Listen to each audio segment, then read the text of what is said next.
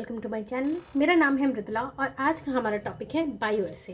क्या होता है बायो? इन सेंस आपका बायोलॉजिकल हो गया और किसी भी ऐसा बायोलॉजिकल मटेरियल में कौन सा एक्टिव इंग्रेडिएंट प्रेजेंट है, इसका जो कंसंट्रेशन होता है, मतलब जो भी एक्टिव मटेरियल का कंसंट्रेशन है उसको जो हम मेज़र करते हैं उसे ही हम बोलते हैं बायो एसे।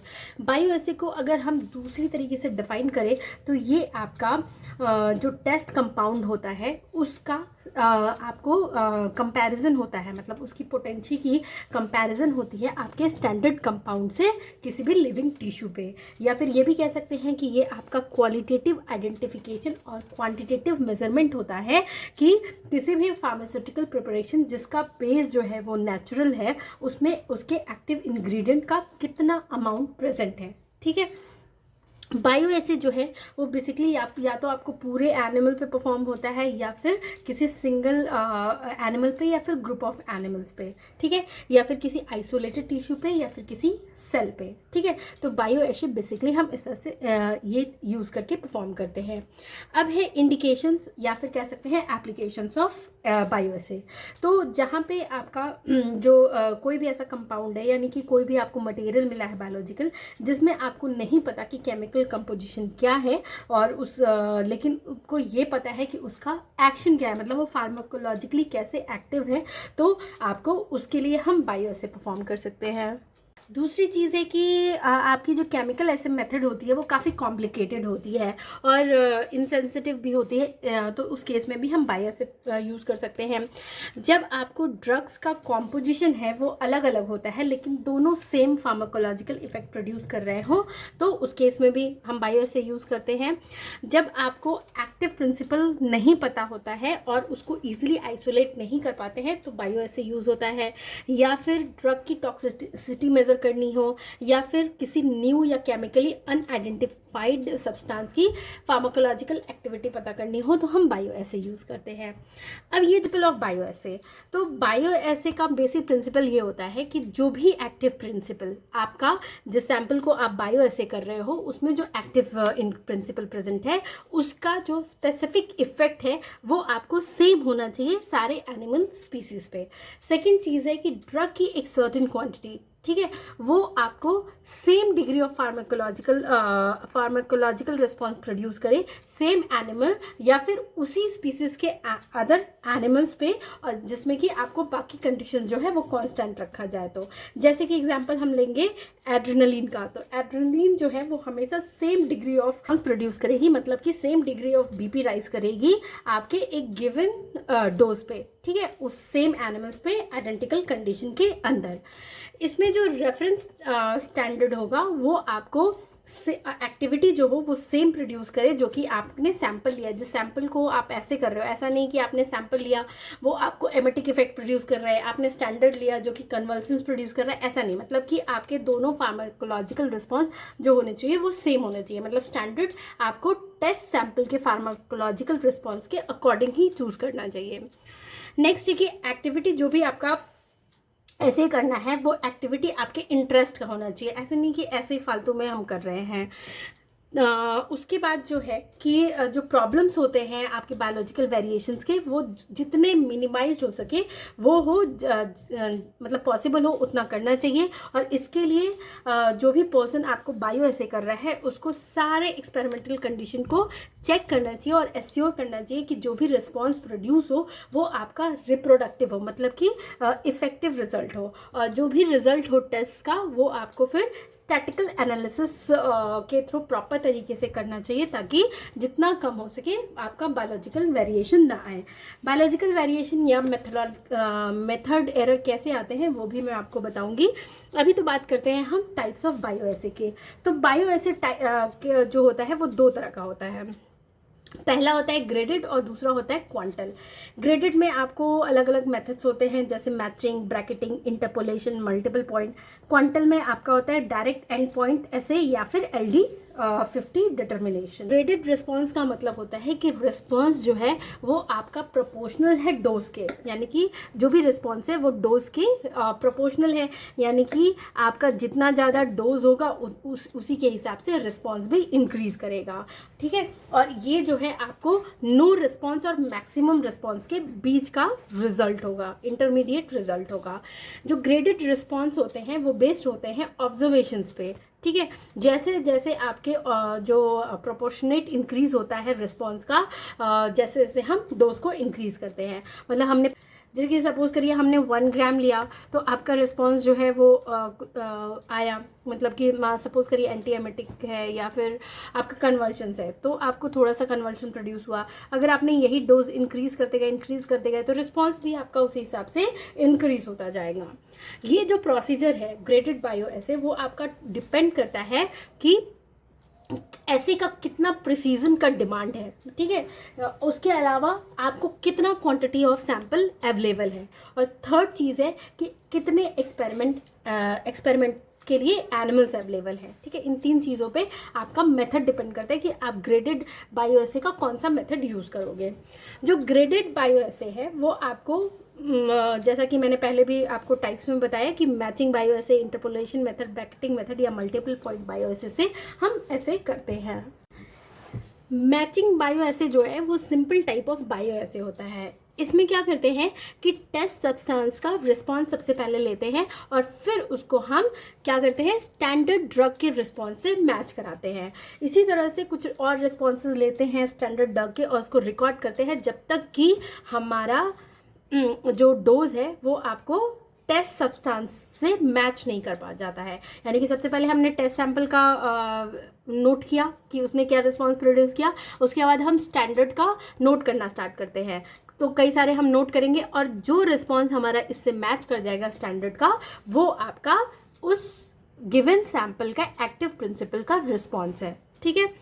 यहाँ पे आपको जो करस्पॉन्डिंग कंसंट्रेशन होता है उसको हम कैलकुलेट करते हैं। फिर ये ऐसे जो है वो आपको तब यूज़ किया जाता है जब जो सैंपल का साइज़ है वो बहुत छोटा है। इसमें डिसएडवांटेज ये है कि ये प्रिसीजन और रिलायबिलिटी जो है वो बहुत अच्छी नहीं होती इस मेथड में। सेकेंड मेथड है इंटरपोलेशन मेथड।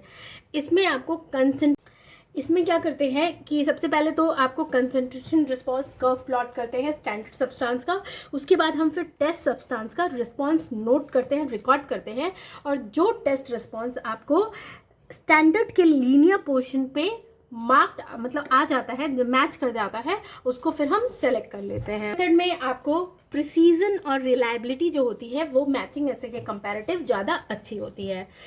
थर्ड है आपका ब्रैकेटिंग मेथड।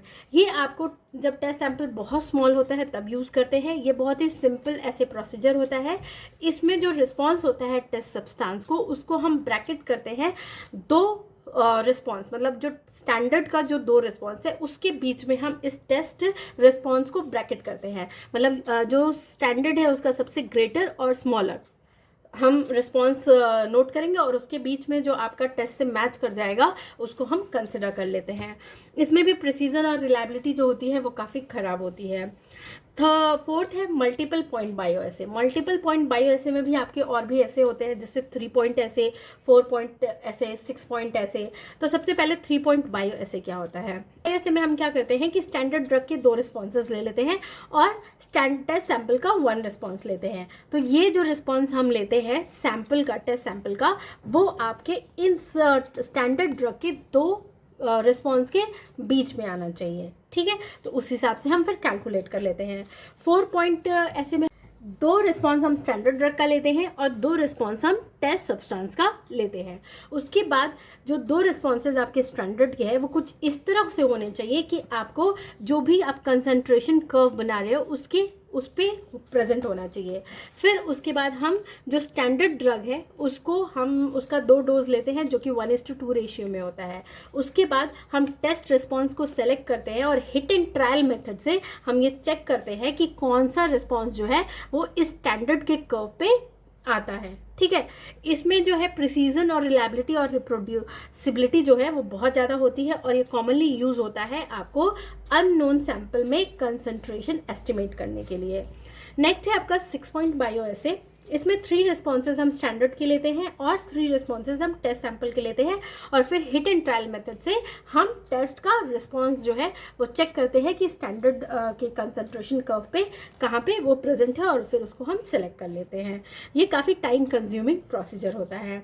अब हमने बताया था कि पहला हो गया ग्रेडेड बायो एसे और सेकंड हो जाता है क्वांटल बायो एसे। क्वांटल बायो एसे में जो होता है वो ऑल या नन, यानी कि या तो वो रिस्पॉन्स प्रोड्यूस करेगा या बिल्कुल नहीं प्रोड्यूस करेगा। इसमें आपको इंटरमीडिएट रिजल्ट को नहीं सेलेक्ट करना होता है। अगर कन्वल्सन ड्रग रिसीव कर रहा है तो या तो वो कन्वल्सन शो करेगा या तो बिल्कुल नहीं शो करेगा।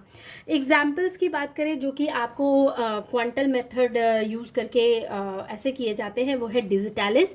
इसमें आपको गिनिया पिग या पिजन यूज़ किया जाता है और उसमें कार्डियक अरेस्ट चेक किया जाता है।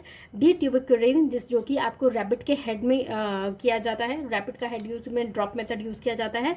इंसुलिन आपका होता है जिसमें कि हाइपोग्लाइसेमिक कन्वर्शंस जो है वो माइस में कितना ये प्रोड्यूस करता है वो चेक करते हैं। ये मेथड जो है वो काफ़ी एक्यूरेट नहीं होता है, और बेसिकली क्वांटल मेथड जो है वो आपको थ्रेशोल्ड रिस्पॉन्स ED50 या फिर LD50 वैल्यू को कंपेयर करने के लिए यूज़ किया जाता है, और क्वांटल बायो एसे जो है वो आपका एक तरह से एंड पॉइंट मेथड भी है। अब ये एंड पॉइंट मेथड क्या होता है, तो इसमें जो थ्रेशोल्ड डोज है वो आपको किसी भी एनिमल पे, मतलब हर एक एनिमल पे जो पॉजिटिव इफेक्ट प्रोड्यूस करता है उसको हम कैलकुलेट करते हैं, मेज़र करते हैं, और फिर उसको हम ग्रुप्स ऑफ एनिमल्स के बीच में कंपेयर करते हैं, जिसमें कि एक को आपको स्टैंडर्ड और दूसरे को टेस्ट सैंपल दिया जाता है।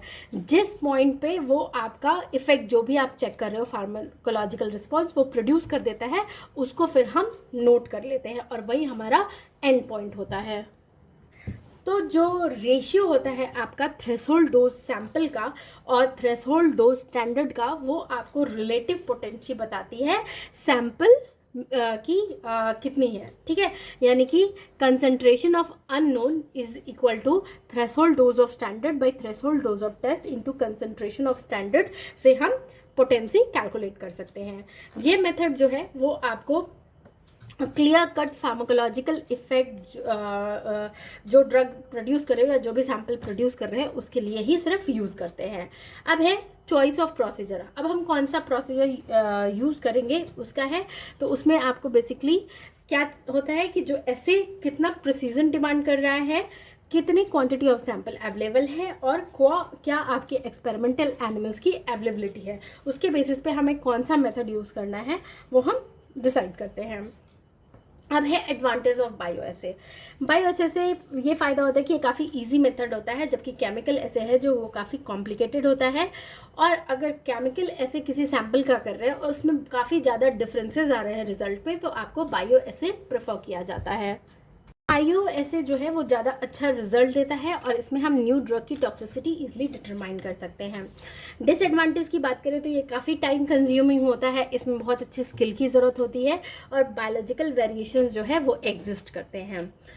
अब है एरर इन बायो एसे। तो बायो एसे में एरर कब आ सकता है, जब जो भी टिश्यू हम यूज़ कर रहे हैं वो अपनी सेंसिटिविटी लूज़ कर दे ड्रग के लिए, या फिर हम डिफरेंट स्पीसीज या डिफरेंट सेक्स के एनिमल्स या एज के, वेट के, हेल्थ स्टेटस के एनिमल्स यूज़ कर रहे हैं, तब भी आपका बायोलॉजिकल एरर आता है, ठीक है। लेबोरेटरी कंडीशन जो है अगर वो वेरिएबल हो, मतलब टेम्परेचर अप डाउन हो रहा हो, हाउसिंग और हैंडलिंग जो है एनिमल्स की वो प्रॉपर तरीके से ना की जाए, तो आपको एरर्स आ सकते हैं बायो एसे में। मेथड जो भी आप फॉलो कर रहे हो, जो जैसे कि मैंने सारे मेथड्स बताए, उसमें एरर कब आता है, जब आपको प्रोसीजर सही तरीके से स्टैंडर्डाइज ना किया गया हो, जो एपरेटस का सेटअप हो वो प्रॉपर ना हो, या फिर टिश्यू आइसोलेशन या एक्सपेरिमेंट का प्रिपरेशन सही तरीके से ना किया गया हो, या फिर जो ड्रग प्रिपरेशन है वो सही तरीके से ना हो, ज़्यादा डाइल्यूट हो, कम डाइल्यूट हो, उसकी वजह से भी आपका एरर आ सकता है। तो ये था अबाउट आपका बायो एसे, और उसका क्या बेसिक प्रिंसिपल होता है, कौन से बायो एसे के मेथड्स होते हैं, क्या एडवांटेज है, क्या डिसएडवांटेज है। तो अगर आपको मेरा ये वीडियो पसंद आए तो प्लीज़ इसे लाइक, शेयर और कमेंट करें। Thank you for watching.